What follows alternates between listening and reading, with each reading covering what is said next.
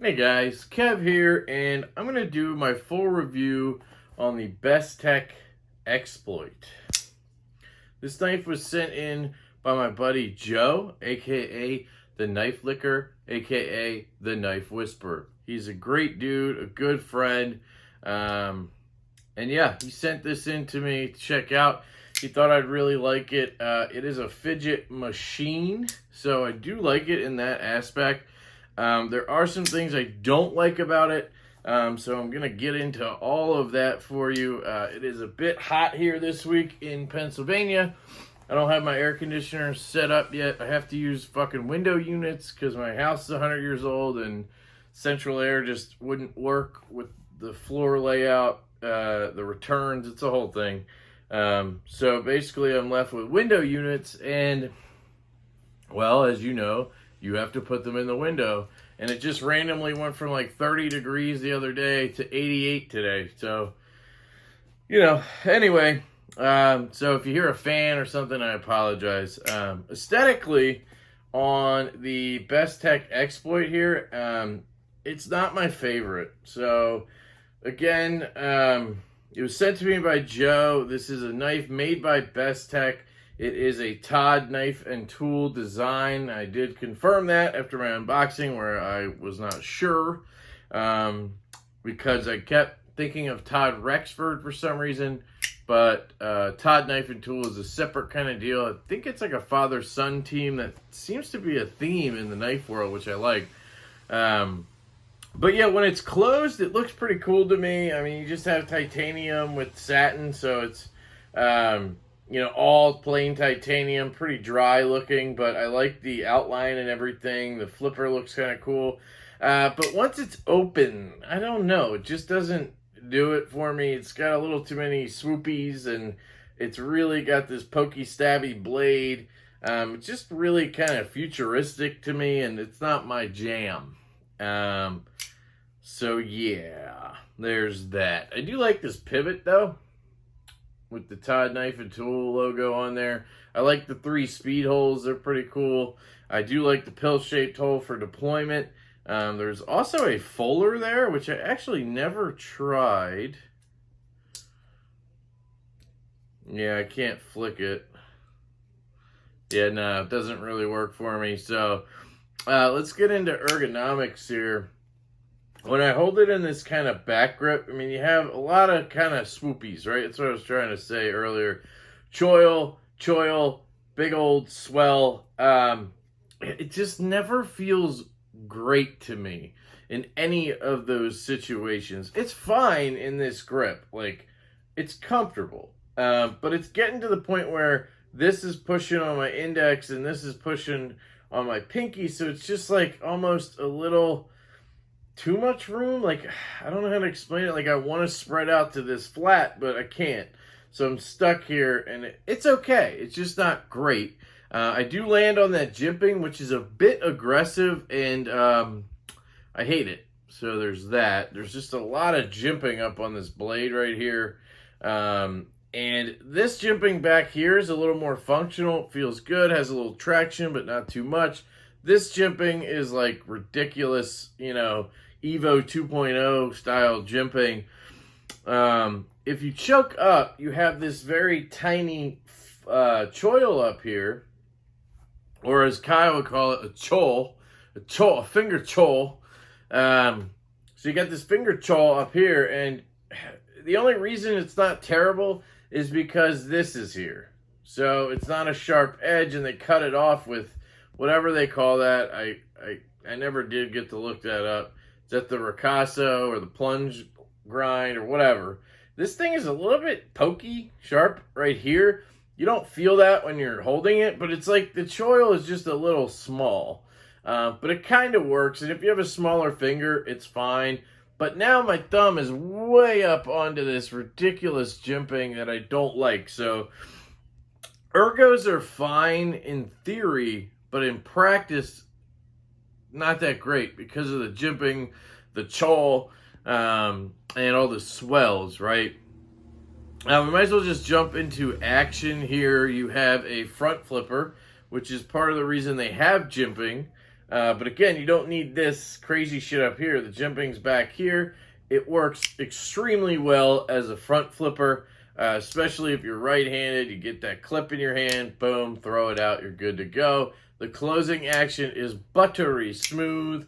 It's not exactly drop shut, but it's very smooth and shake shut. I bet you if I messed with it and put some bearings in there or something, I could get it to be almost drop shut. I have not touched the pivot or anything. There's no play, so I didn't feel the need to. Plus, it's not my knife.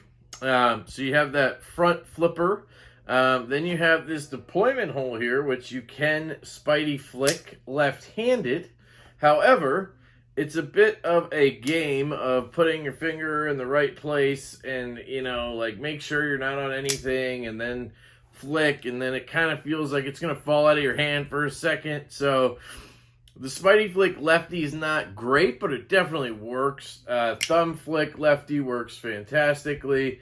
Again, I don't know if it's the thin handle, the lock bar, I don't know what it is, but just as I deploy this knife almost in any way, I sort of feel like I'm starting to slip off and I'm going to drop it. So I don't like that at all. Now, that could just be a lefty thing, because right-handed, I feel a lot more confident with this in my right hand, to be honest.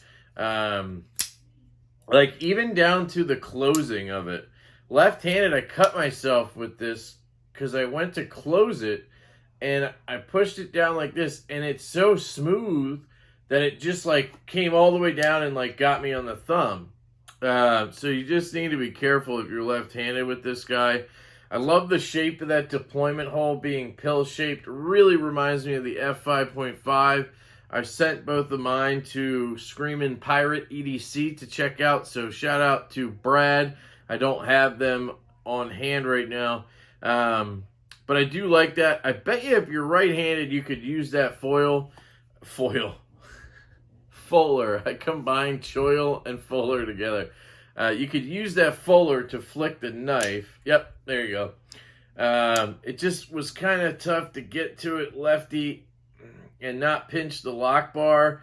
And already I'm feeling like I'm slipping, and I'm just not trying to drop the knife because I'm going to do that if I try harder. So yeah, action's good. It's got a lot of fidgetability. It's a fidget master, guys. So if that's what you're looking for, very, very good option here. I don't know if I mentioned it was titanium with S35 VN steel. And then you have this is satin, right? Looks like a satin. It's just not like a mirrored satin. Yeah, it definitely picks up prints. So it's a satin finish on the blade. You don't see grind lines really, which, I don't know. I kind of like seeing cool grind lines on a satin, like a belt satin, I guess, is my kind of jam. Like the Evo, Riot, basically anything Riot does.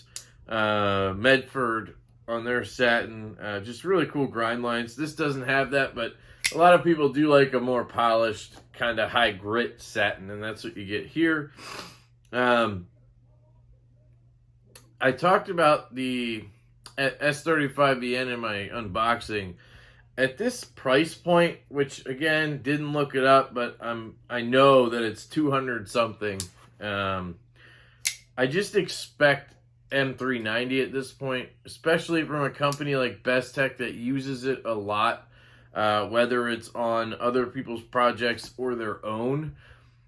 You have the capability to use M390. Why aren't you doing it? I don't see the benefit to S35 VN. You lose edge retention.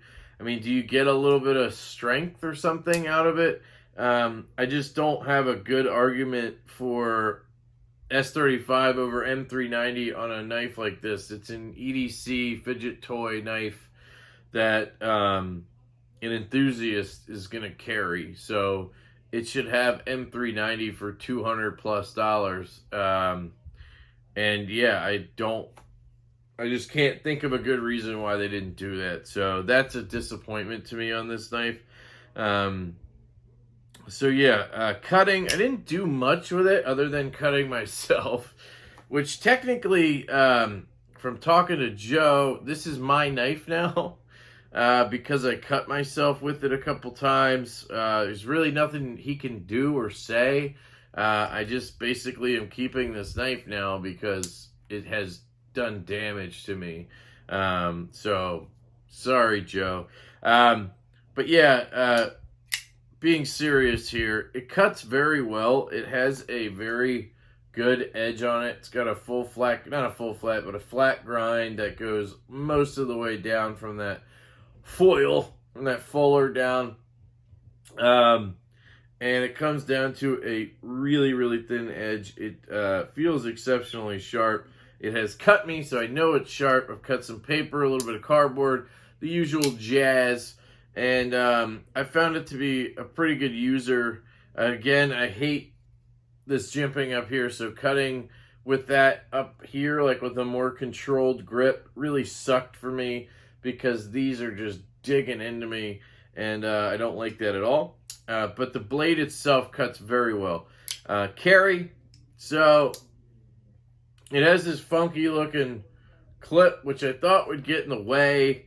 And at first it didn't, but then it did because it kind of got caught on my seam of my jeans coming out of the pocket or going in right on this thing. And I had to kind of wiggle it to get it off of there. And so I don't know. It just wasn't perfect. It's not bad by any means. If you're used to carrying a tie, frame lock, flipper, or whatever, you're going to be fine with this. You do have to contend with this jimping as a lefty that's going to run right past your hand and but tear the shit out of you. So there's that. I tried to carry it in my back left pocket. It's not the lightest knife in the world either, but it's certainly not heavy. I would venture to guess they did some milling. Yep. They did a fair amount of milling on the show side. There's 3 or 4 pockets, and there's a couple on the clip side. So they did a good job. Plus, said speed holes and deployment hole, you lose some weight there. So definitely solid there. Carries a 5 out of 10, sounds.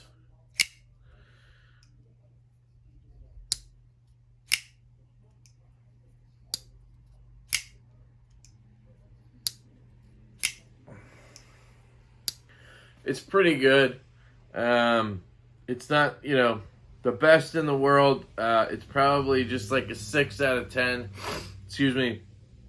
Makes a decent opening thud and a decent closing thud. The milling internally is going to help with the echo a little bit, so that's cool. Definitely a solid knife on the sounds. So we've talked about aesthetics, ergos, action, carry, cutting, and sounds. Value, again, estimating this bad boy around $250 if I had to pull out my bullshit-o-meter price guesser. And I don't like that. I honestly don't. Yes, they did the milling in there, but it's S35VN with just plain titanium. Are the speed holes more expensive? Maybe.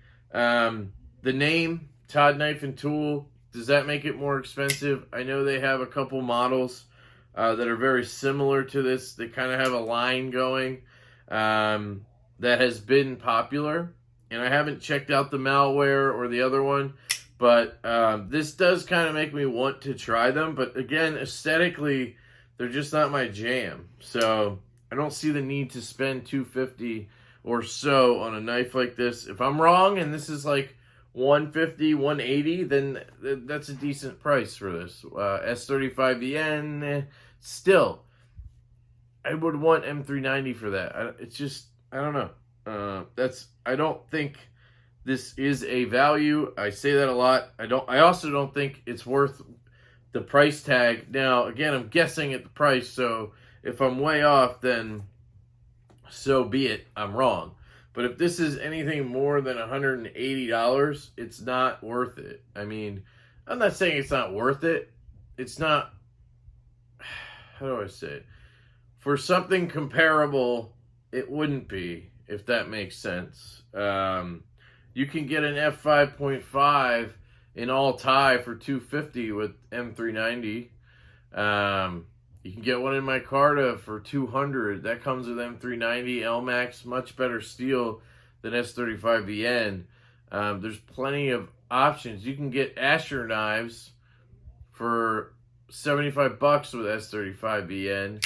I know it's all titanium or what. I have a titanium flipper from Asher Knife Co. right here. S35VN steel frame lock flipper, even better action than this. This was $98.50. So why is this $260? That's where I don't understand really. Same materials, arguably better action here. A deep carry clip. You even get a ball sack filler tab. I mean, I don't see, well, I don't know. You get more fidgety on this, but like, that's, I guess, subjective because some people love flipper only knives. And look at this action. I mean, I don't know. So that's how I feel about that. Recommendations. If you're lefty, I would probably steer clear. A lot of you guys who are used to right-handed knives, you're going to be fine. But I have cut myself on this, and I've almost dropped it a few times. Now, I'm a very clumsy guy. You guys know that, so take that with a grain of salt. For righties, yeah, I mean, it's cool. If you love the design, that's what it's going to come down to, guys. If you love this aesthetically, if you're into the Todd knife and tool designs, the malware and the whatever the other one's called, and this one, then yeah, I mean, it's cool. That's all I can really say. I apologize for it being sort of a negative review. And I will be honest, for the last 10 or 15 seconds there, I was trying to remember the name of this knife. It's called the Exploit. That's ultimately how I feel about it. It's forgettable to me, and I hate to be a dick. And plenty of people are going to love this knife, and it's well built. It's executed well. All of that stuff is good, so I don't want to sit here and be saying it's a bad knife or anything. It's not. It's just not for me, guys, and you know how that goes. I'm going to give you my honest opinion, so that's just what it is, and that's what it's going to be. And yeah, guys, I really appreciate you listening to me rant, rave, be an asshole. Yeah, and this has been the Bestech Exploit. I love you, Joe. I really appreciate you sending this my way. You definitely have a cool, fidgety knife here. But odds are, as soon as you get this back, you're probably going to be putting it on the trading block or selling it. That's my guess. But just because I think I know you well enough, and you probably really liked it at first because it has good action and it's a new fancy knife with fidget factor. But like most things, it's probably going to wear off, and you're going to end up trying to get something else. So. That is the Bestech Exploit. Love you guys so much. I hope you have a fantastic day, and I will catch you later.